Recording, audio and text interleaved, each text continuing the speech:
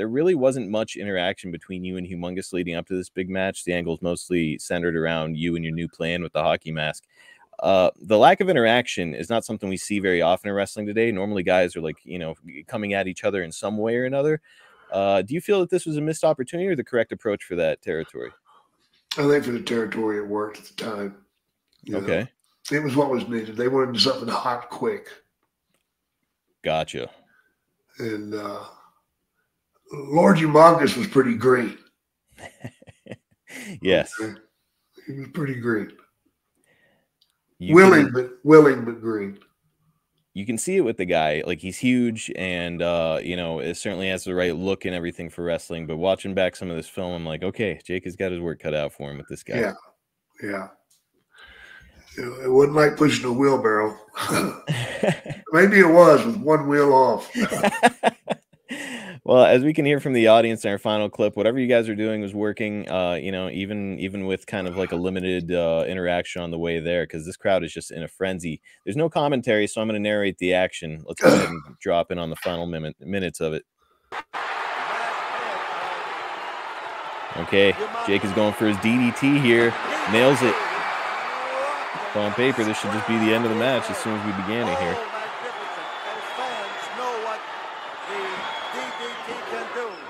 Covers Humongous, and Humongous kicks out strong and does like the Michael Myers sit up in the ring. Uh-oh. Jake is tangling the ropes and he's taking some headbutts right on that weakened spot where he always needs his Band-Aid. Soft spot. Oh, fuck. It's too late for Band-Aids.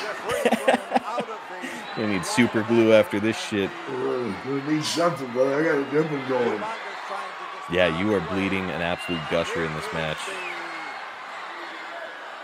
And we've got... If you're going to do it right.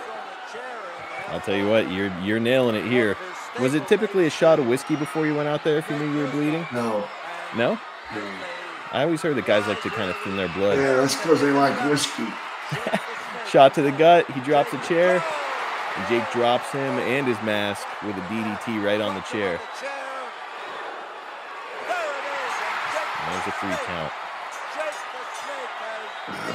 Well, Jake is stumbling, but he's victorious. Oh, there's a chair shot for the Nightmare. Get the fuck out of here, bud. And then Jake bails. Probably a smart move. Okay, get killed in there. Motherfucker's cutting me with a razor blade. What the fuck? Jake, probably one of the most iconic matches of your feud with Humongous, this cage match. I've seen that footage an awful lot. I mean, watching it back is a good memory or tough memory? A sweet memory. Yeah. A sweet memory, man. Him and I have had the opportunity here in the last couple of years to get together a couple of times and go fishing, and I had a real good time. You and Humongous? Yeah, man. We went out. Well, we went a couple of places, man. We went up to Minnesota and did it up there one year. And then the next time we went down to Texas and did some striper fishing. I'm kind of hung up on that striper fishing. I love that stuff. I love that stuff, man. What is this? So I'm not a fisher. What is striper? Is that just a type of fish? It's a striper bass. It's a bass. Okay. The bass family, but they get extremely large. Oh, okay. I got to feel good pulling one of those big bastards out. Well, the biggest are like 40 to 50, I think. So, holy shit. But you catch a 20-pounder, brother, you caught something. With those bastards like wriggling around trying to get free too. Brother. Fuck you have no idea how much fucking fun it is. Damn. All right. I got to go fishing, dude. Yeah. I'll have to get you to go with me, man. Hell yeah. I'm in. Well, look, Jake, we're approaching the end. I just got a couple more questions here. Yeah. Not a lot of people look big compared to you. You're a big dude, but holy shit, Jeff Van Camp is just a monster. Oh, he is, man.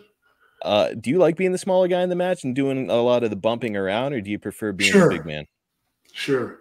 Yeah, you're good with the bumping? I can control the match with that. I gotcha.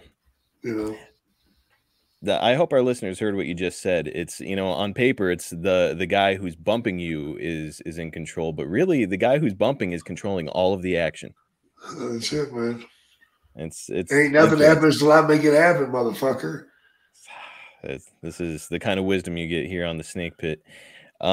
Jake, this match takes place on Thanksgiving Day in 1985. Arn Anderson on his show has mentioned that these are some of the most important days of the year. And we're often the biggest shows. Can you speak on the significance of these holiday shows? Oh yeah, they're all they're blown out. You know, Bill throws them a bone, makes it special. They were always good houses, man. You know, probably double the size of your normal crowd. Folks finished dinner, and back in those days, I don't think there were a million football games on. I think it was probably No. only one game, so they were looking for some shit to do after dinner, Something to do, man. Get out of the house. and this was it, brother.